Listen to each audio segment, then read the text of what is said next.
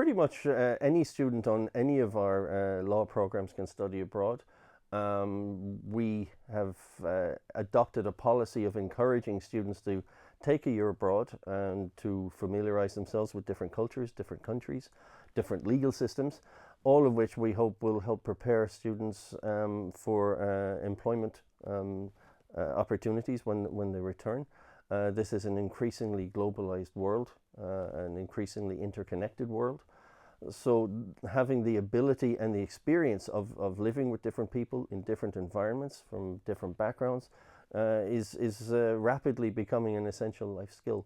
So we are working towards a situation in which any student on any law program who wants to study abroad can do so, either as part of the Erasmus program or as part of the non-Erasmus study abroad program, which I administer.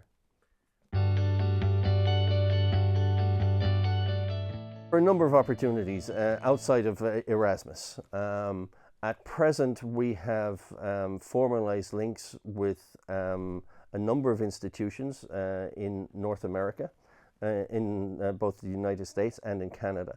So in the United States, we have links with the long-standing link, in fact, with the University of Maine. We've just concluded an agreement with Southern Utah University.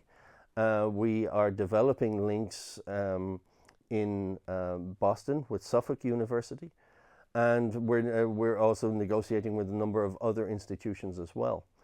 In Canada, we have a formal link with the University of Ottawa. In Australia, we are participating in an exchange with the University of Technology in Sydney. And in China, we have an exchange with Shantou University in Guangdong Province.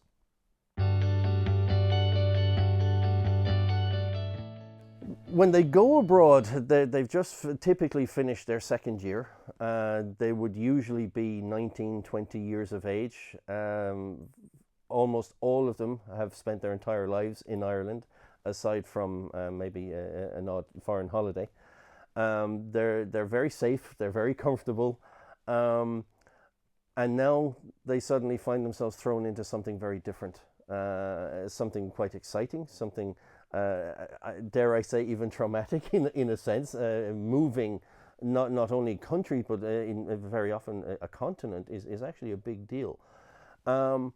That process alone requires that they mature very quickly, that they open their minds very considerably. They have to be open to new experiences, open to new people, new ways of doing things. And after 2 years of being in the NUI Galway, they know how things work. They know where everything is. They have to relearn that whole process all over again.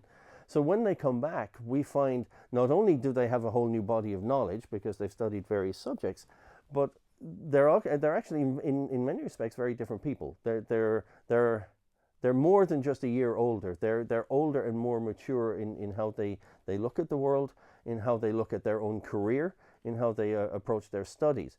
And we do tend to find that their ability to study has improved, and consequently their grades tend to improve. We have participated in the Erasmus program for many, many years now. It's very well established, very well entrenched.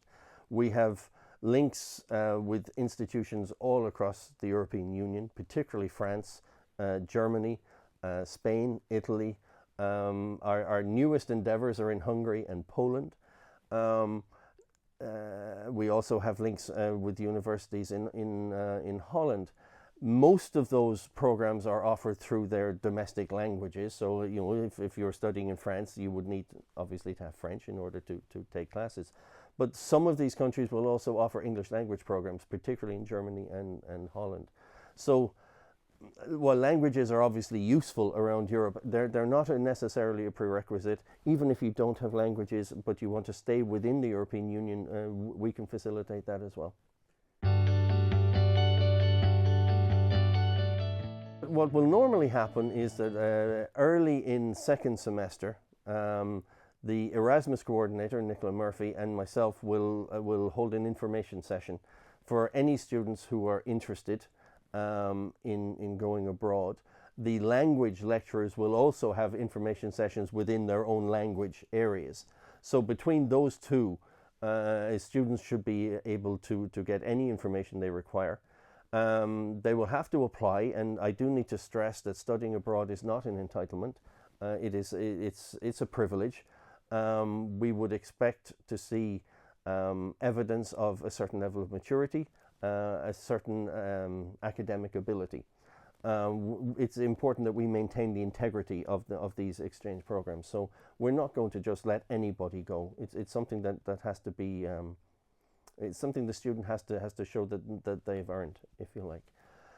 That will all take place typically before the end of January, and we will notify the successful applicants very shortly thereafter. So by the beginning of February, people will usually know whether they've been successful and where they will be going the following year.